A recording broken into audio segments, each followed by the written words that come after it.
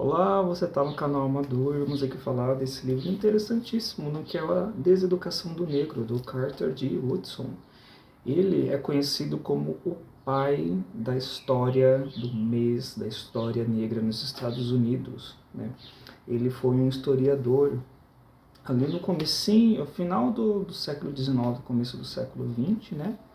E muito importante para esse movimento do negro sendo inserido na sociedade, como se fosse um momento de transição, fazendo um paralelo, por exemplo, aqui no Brasil, quando teve a abolição da escravatura, e a pergunta que se fazia é: o que vai fazer? O que fazer diante disso tudo? A gente não é mais escravo, né?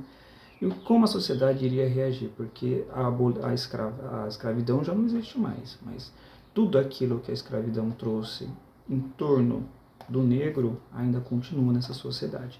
Então ele vai se debruçar um pouquinho sobre isso. Aqui na mini bio desse livro, vai falar o quê? Historiador, escritor, jornalista americano, é considerado o pai da história negra nos Estados Unidos, tendo iniciado a Semana da História Negra, que viria a se tornar o mês da História Negra, comemorado todos os anos em fevereiro na América. Ele foi filho de escravizados, né, trabalhou na minas de carvão da Virgínia Ocidental e antes de se graduar na Universidade de Chicago, na verdade. E ali, em 1912, tornou-se o segundo negro dos Estados Unidos a obter um PhD na Universidade de Harvard. Então, assim, depois ele passou a lecionar em universidades que também tinham grande público ali, que aquela universidade atendia, grande público negro, né? Porém, como eu apontado aqui também, a boa parte do livro, por mais que o público seja negro naquela universidade, ainda diretores, reitores, professores ainda eram brancos que lecionavam. Então ele vai se debruçar um pouquinho também sobre essa temática. E nesse ponto ele acreditava, né, assim como a gente acredita também, né, que a educação é um dos caminhos, se não o principal caminho também para a redução das mazelas e principalmente para a redução dos crimes de racismo e também do entendimento do negro na sociedade, né.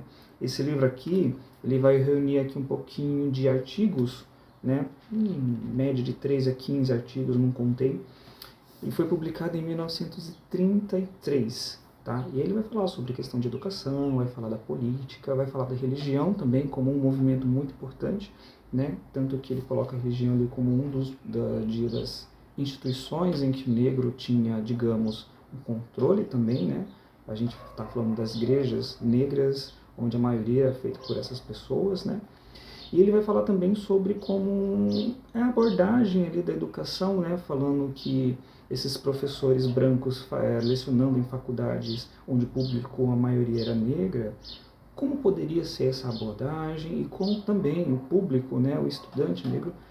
Essa ediçãozinha aqui traz um prefácio aqui do Emicida, né, e ele fala sobre o disco da Lauryn Hill, né, o The Miseducation of Lauryn Hill, onde é baseado praticamente nesse livro aqui, né, trazendo ali do título original do livro. Ele comenta, um dos discos favoritos da maioria dos fãs de rap é o The Miseducation of Lauryn Hill, né, da própria Lauryn Hill. Só consegui compreender a amplitude do seu conceito depois de cruzar o disco com sua referência maior, que é este livro que você tem nas mãos. Os interlúdios feitos pelo poeta e ator Ras Baraka, sempre falando sobre amor para crianças num disco que é sobre amor, memória, sofrimento e Deus, são como um mapa do tesouro para todos, aqueles que, em algum momento, sentiram que algo lhe tentou roubar a alma. Lauryn Hill ergueu um manifesto sobre o amor real, todas as formas dele, mas principalmente o exercício do amor como um trabalho de base intenso, profundo, capaz de resgatar toda a comunidade. Afinal, é dessa comunidade que vai seguir a solução para os seus mais agudos problemas. Este livro trata disso. Então, até reuniu ali um pouquinho do que a gente vai encontrar aqui. Então, uma das raízes do problema que ele aponta aqui logo no comecinho era essa exposição que há a uma cultura totalmente, né, eurocêntrica.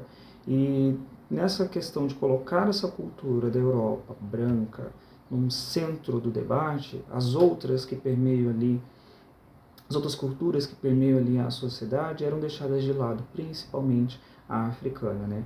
Então, ou seja, não tinha aquela oportunidade de trazer para dentro do debate as coisas que tinham além. Então, as pessoas eram meio que condicionadas, as pessoas, digo aqui os negros, eram condicionados a pensar de um modo onde o branco era o centro do debate, né? E essa questão acabava sendo um pouquinho que naturalizada, né, diante de tais outros problemas que existiam. Você vê isso logo no começo aqui do primeiro, né, a raiz do problema. Ele comenta, ó, os negros educados têm a atitude de desprezo em relação ao próprio povo, porque em suas escolas, bem como nas escolas mistas, os negros são ensinados a admirar os hebreus, os gregos, os latinos e os teutônicos, e desprezar os africanos. Das centenas de escolas negras recentemente examinadas por um especialista do Departamento de Educação dos Estados Unidos, apenas 18 oferecem um curso que retoma a história do negro. Na maioria das faculdades e universidades negras, onde se pensa o negro, a raça é estudada apenas como um problema ou descartada como se tivesse pouca importância. E quando você naturaliza todas essas questões de cultura, religião, linguagem, tudo, arte, né, tudo é deixado de lado para você padronizar algo que é americanizado, europeizado, branquitude no geral, né, tudo além disso acaba sendo discriminado, né, e o padrão a ser atingido é aquele padrão que a gente coloca como padrão branco, né, e ele próprio fala aqui, né, nesse esforço de imitar, entretanto, essas pessoas cultas, elas são sinceras. Eles desejam fazer o negro se ajustar rapidamente ao padrão dos brancos, né? E assim remover o pretexto que que há barreiras entre raças, né? Não percebem, no entanto, que mesmo que os negros imitem os brancos com sucesso, nada de novo é realizado dessa forma. Simplesmente há um número maior de pessoas fazendo o que os outros têm feito, né? Essas pessoas educadas, entretanto, desqualificam qualquer coisa que se assemelhe à consciência racial. Ou seja, tudo aquilo que é assemelhado à consciência racial, que ele coloca como literatura negra, poesia negra, arte africana, pensamento preto, é desqualificado por esse branco, por aquela ideia também, né, da branquitude se achar universal. Igual, por exemplo, a gente está no meio da consciência negra, né, aqui no Brasil. Muita gente, às vezes, você acaba ouvindo falar de que não deveria ouvir consciência negra, mas consciência humana, né? Aqueles que têm educação superior sustentam, além do mais, que quando o negro enfatiza essas coisas, né, lembra da consciência negra, ele convida à discriminação racial, ao reconhecer tal diferença nas raças. O pensamento de que o negro é uma coisa e o homem branco é outra é o principal argumento do caucasiano para justificar a segregação. Por que então o negro deveria culpar o homem branco por fazer aquilo que ele mesmo faz? É bem isso, né? O negro tem ali naturalizado, né, o padrão. E que esse padrão é o quê? Esse padrão é branco, né? Então, por mais que ele atinja esse padrão, vamos dizer aí, a grosso modo, por exemplo, nas nossas estéticas, né? A gente costumou-se ver, né? Ainda há, claro, né, a ideia de que cabelo bom é cabelo liso, né? E por mais que o negro tentasse alisar o cabelo dele para tentar chegar nessa padronização colocada, naturalizada nos meios, que o cabelo bom é o cabelo liso, o cabelo dele não vai ficar liso, vai ficar apenas alisado. Então, assim, ele não vai chegar a ser branco, vai chegar a uma ideia do padrão exigido pela branquitude. É mais nesse sentido que eles colocam aqui. E óbvio, quando o negro fala sobre a questão dessa segregação, aqui ele coloca, né, da literatura, poesia, arte, da consciência negra, que há essas coisas, sim, essas questões raciais pautadas ainda hoje, ele coloca que o negro está fazendo a segregação e não os brancos. Há essa inversão, né? Bem interessante essa parte. O homem branco o força a isto, e para sair dali, o líder negro deve encarar a situação de modo a desenvolver no grupo segregado o poder com o qual seus membros possam se elevar. Além disso, o que há de diferente entre as raças não é evidência de superioridade ou inferioridade, é apenas diferença, né? Apenas indica que cada raça tem certos dons que as outras não têm, e pelo desenvolvimento desses dons de toda raça deve justificar o seu direito de existir. Nessa padronização, mais para frente, ele vai colocar, por exemplo, como os currículos, né? Como os currículos foram montados com um padrão eurocêntrico, né? No capítulo 3, como nos afastamos da verdade, ele coloca: na geografia, as raças eram descritas em conformidade com o programa da propaganda usual, para gerar nos brancos o ódio racial ao negro e nos negros o desprezo por si mesmo.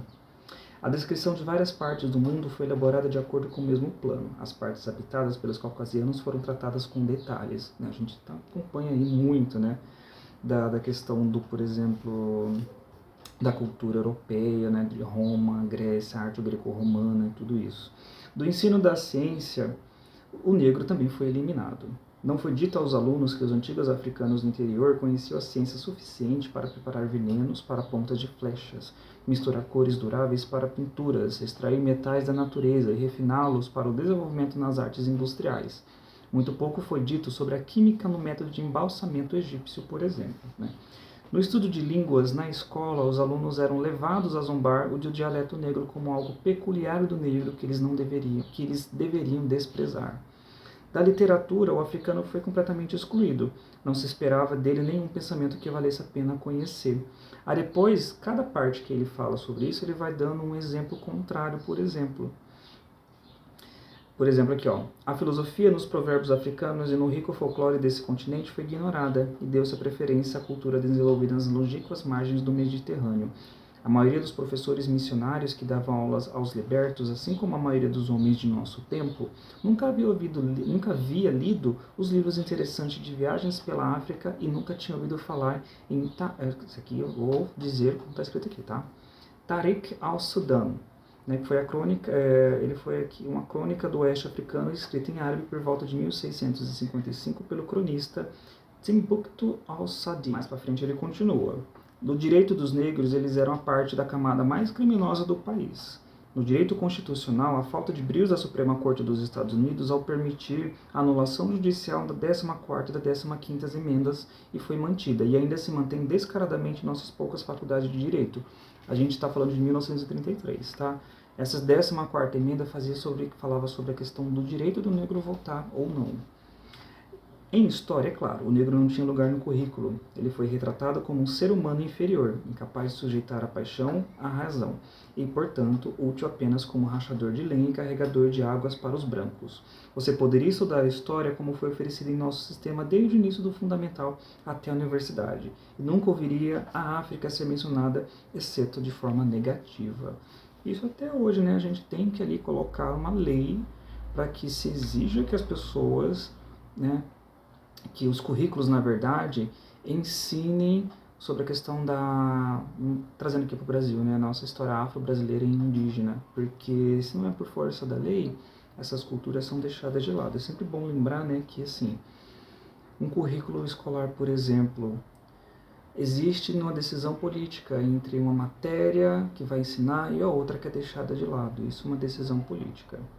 Diferentemente do que ocorria com pessoas de outras raças, o negro, nesse aspecto, era uma exceção ao plano natural das coisas, e sua missão em nada se assemelhava a fazer excepcionais contribuições à cultura. O que ele está falando aqui é que o negro era deixado de lado, tudo aquilo que ele fazia era menosprezado, era negligenciado. Né?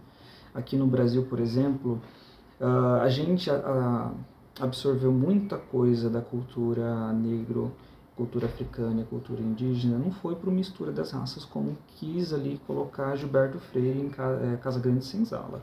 Foi também por pura ali escravização dessas pessoas e acabaram sim absorvendo essas coisas na cultura que hoje a gente naturalizou e acaba achando coisas comuns, né, no nosso dia a dia. Os negros não têm controle sobre a própria educação e têm pouca voz em outros assuntos pertinentes. Mas esses negros são sempre uma minoria tão estreita que nem figuram no resultado final do programa educacional. Aí mais embaixo também.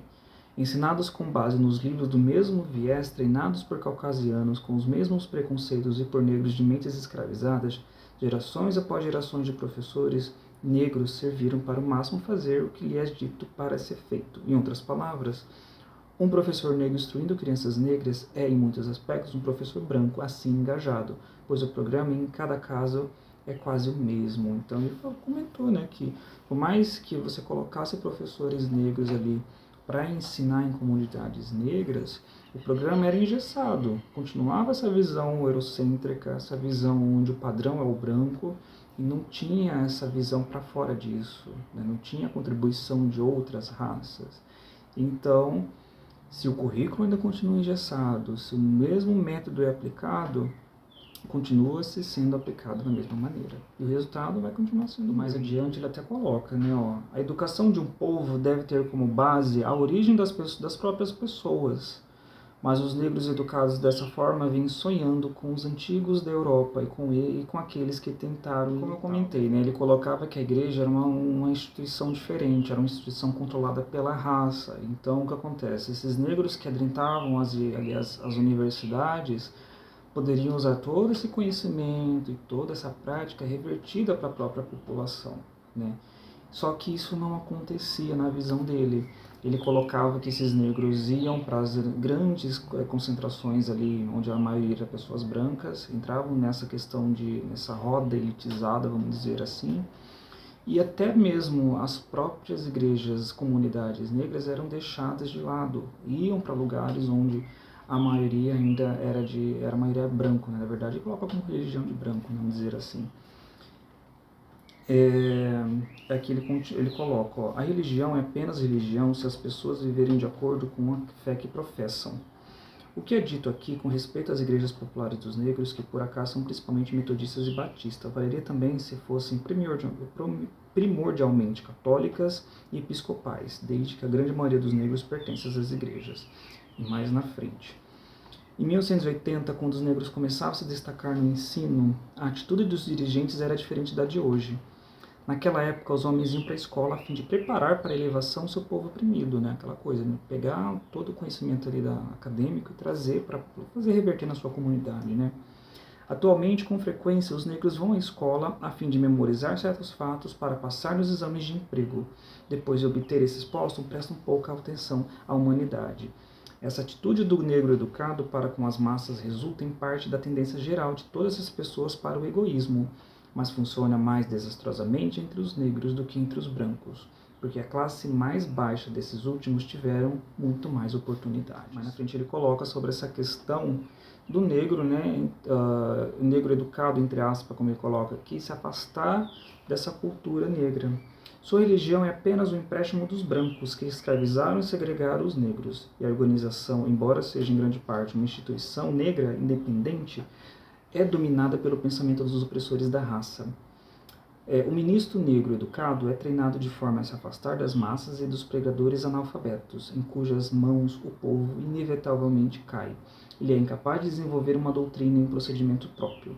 O pensamento dominante faz uso do dogma dos brancos como meio para um fim, sendo ou não o que deveria ser o sistema serve ao propósito. E aí, mais para frente, ele vai falar um pouquinho sobre política, né? Educação política negligenciada. Ele fala sobre como a política também contribuiu para a manutenção desse estado que a sociedade se tornou, né? Ficou bem entendido que se por meio do ensino de história o homem branco pudesse ter mais certeza de sua superioridade e o negro fosse forçado a sentir que sempre foi um fracasso e que a sujeição de sua vontade a outra raça é necessária, então ele continuaria escravizado. Se você consegue controlar o pensamento de um homem, não tente se preocupar com suas ações. Ou seja, a própria questão ali não se desenvolve, não vai para frente, as coisas são naturalizadas e esse estado continua a se permanecer o mesmo. E essas visões, né, essas perspectivas ali continuam sendo as mesmas, né? Igual ele diz aqui no capítulo 10, na perda da visão, ele coloca aqui, ó, aqueles que promovem de propósito têm todas as razões para regozijarem, os próprios negros exultam ao defender a causa do opressor. Mas depois ele colocou, ele aprende com facilidade a seguir a linha de menor resistência. Ele, o negro, tá? Em vez de lutar contra as probabilidades pelo que a história real tem mostrado ser o caminho certo. Uma mente que permanece na atmosfera presente nunca passa por desenvolvimento suficiente para vivenciar o que, em geral, é conhecido como pensar.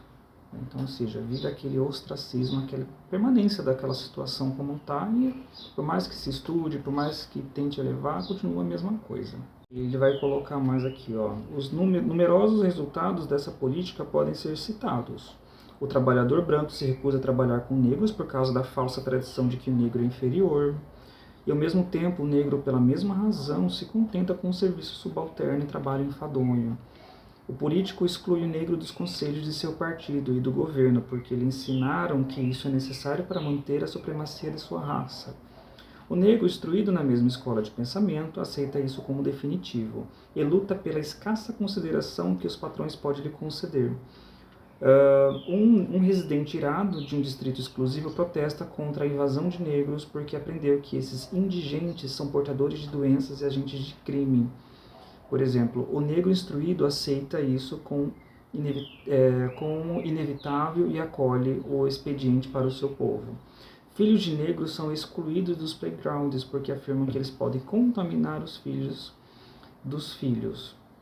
Os negros, cedendo, estabelecem uma política de fazer com que seus filhos cresçam negligenciados na parte mais indesejável da cidade. O negro é forçado a andar em um carro Jim Crow para estampar sobre si, mais facilmente, a marca de sua inferioridade. O negro educado aceita isso como estabelecido e abandona a luta contra a proscrição social, na verdade. E assim segue a segregação, que é o desenvolvimento mais abrangente da história do negro desde a escravização da raça. Na verdade, é uma continuação da escravidão. Isso porque, pelo nosso sistema de deseducação de pessoas inocentes que não sabiam o que estava acontecendo, é pouco provável que os homens tenham participado para promovê-lo sem saber o que estavam fazendo. Ou seja, como diz o nosso Darcy Ribeiro aqui no Brasil, a má educação também é um projeto de governo, tá? Então, nesse caso de não oferecer armas educacionais, vamos dizer assim, armas de conhecimento, para essa população, é uma coisa proposital. Imagina, Não vamos querer ali mudar um estado em que privilegia um padrão, e esse padrão é branco. Para que eles colocaria o negro que está ali naturalizando essa inferioridade em posições que ele não deveria estar nessa visão do branco? Então, é basicamente isso que ele coloca, Colocar assim, uma educação mais significativa, Você está estudando ali não para ser um mero reprodutor de conhecimento, mas absorver aquilo, pegar aquele conhecimento e transformar a sua realidade, querer ali agir dentro daquele seu meio, E nisso ele vai falar ali que, por exemplo, esses professores nessas universidades, que a maioria era público negros ali nos Estados Unidos naquela época, ele coloca que eles estavam ali apenas para ganhar a vida, Não estava importando para eles a questão de que aquele conhecimento ia servir na vida daquele povo, Estavam ali simplesmente para passar aquilo que eles deveriam passar, estava ali no currículo e acabou, À medida que percebemos cada vez mais que a educação não é apenas transmitir informações das quais se espera que produzam certos resultados, vemos de forma muito mais clara a inconsistência da posição dos brancos como executivo das instituições negras. Elas não fazem nenhuma contribuição particular para o desenvolvimento da educação, pois não são eruditas o suficiente para influenciar a teoria educacional. Estão longe de ter alguma compaixão para com o negro, que não consegue dar nenhuma contribuição para a prática educacional. Eles chamam de estrangeiros, Esses estrangeiros não estão trazendo para as tais instituições grandes somas de dinheiro que os negros não podem obter, pois as instituições agora dirigidas por negros estão recebendo apropriações maiores do que aquelas sob a administração de brancos. Caminhando mais para a parte final desse livro, ele coloca ali que é preciso principalmente duas coisas: entender o negro e o negro se entender também. Ele coloca de capítulo 18, entenda o negro, capítulo 13, perdão, entenda o negro. Ele coloca: um negro com pensamento suficiente para construir um programa próprio é indesejável. Os sistemas educacionais desse país, em geral, se recusam a trabalhar por intermédio de tais negros na promoção de sua causa. Aquilo que eu falei, Não mexer em prato de quem está ganhando, não mexer em time de quem está ganhando, vamos colocar assim. Embora o negro seja diariamente mais e mais forçado pela segregação, há um mundo bastante próprio. Seu estatuto desconcertante recebe pouca ou nenhuma reflexão. Ele não é considerado capaz de pensar por si mesmos. Esses professores equivocados ignoram o fato de que a questão racial é levada às crianças negras e brancas todos os dias em sua casa, nas ruas, por meio da imprensa e na tribuna. Como então a escola pode ignorar o dever de ensinar a verdade quando esses e outros agentes fingem que essa é uma questão falsa? Interessante, Ele fala ali, de que, como ele quer dizer aqui, que não tem como ignorar uma questão que está ali todo dia na nossa cara. Não é uma questão que está ali restrita apenas aos muros das escolas. É uma coisa que transcende isso, que perpassa isso. Ao examinar os programas recentes das principais faculdades negras, descobre-se que, invariavelmente, elas dão cursos sobre a Europa antiga, medieval e moderna, mas não oferecem cursos sobre a África antiga e medieval e moderna. No entanto, a África, de acordo com as descobertas recentes, contribuiu tanto para o progresso da humanidade quanto a Europa. E a civilização primitiva do mundo mediterrâneo foi decididamente influenciada pela África. Aí o que acontece? Ele vai colocar um pouquinho sobre essa questão de trazer esse outro lado também, né? Trazer essa outra cultura, essas outras influências, não só essa coisa, essa visão eurocêntrica para dentro do currículo. Por fim, ele vai colocando, né? O principal valor no estudo da memória dos outros é conhecer melhor a si mesmo, com as possibilidades de viver e agir na era atual. Enquanto os negros continuarem a restringir-se a fazer o que era necessário 100 ou 1000 anos atrás, eles deverão naturalmente esperar ser deixados de fora do grande esquema das coisas que dizem respeito aos homens de hoje. O campo mais convidativo para a descoberta e invenção, então, é o próprio negro, mas ele não percebe isso, né? Gente, eu vou ficar aqui. Eu falei bastante coisa, né? Li bastante coisa do livro, porque esse livro aqui, cada sentada que você for abrir esse livro aqui, você vai absorver uma coisa diferente. Mas é basicamente esse o grosso da história, né? Ele vai falar sobre essas questões das raízes, né, do problema, de como o negro entrou na sociedade, foi colocado na sociedade depois da escravidão. A gente pode traçar como um paralelo aqui no Brasil também, né? De como a sociedade, digamos assim, recebeu esse negro após a escravidão, né? E de como as instituições foram agindo, né? Tiveram resistências, leis foram criadas, leis onde não poderiam votar, leis onde as escolas eram segregadas, ônibus tinham espaços reservados, né? Isso nos Estados Unidos. Aqui no Brasil é uma coisa um pouco mais velada, né? E como existiram leis que oportunizaram essa segregação, também poderiam existir leis para tentar ali forçar mesmo o entendimento de que todos os lugares são para todos, sem distinção de raça, né? É preciso ter um pouquinho dessa visão de que essas políticas afirmativas vêm para isso, né? Porque se não é políticas afirmativas, eu acredito que esse estado de coisas, né, essa visão padrão ainda há de se continuar. Então o livro vem reforçar um pouquinho sobre isso. É claro, é um livro que foi lançado ali em 1933, mas a gente pode traçar uns paralelos, né, do que ele colocou aqui para o nosso Brasil de hoje, que não está tão distante assim, né? A gente ainda vive ali alguns estopins durante as redes sociais, né, sobre essas questões de educação, de negritude. Gente, fica a dica aqui desse livro. Eu não sei se eu fui bem entendido ao colocar aqui essas questões, que esse livro aborda muita coisa, é muito assunto dentro de um livro só.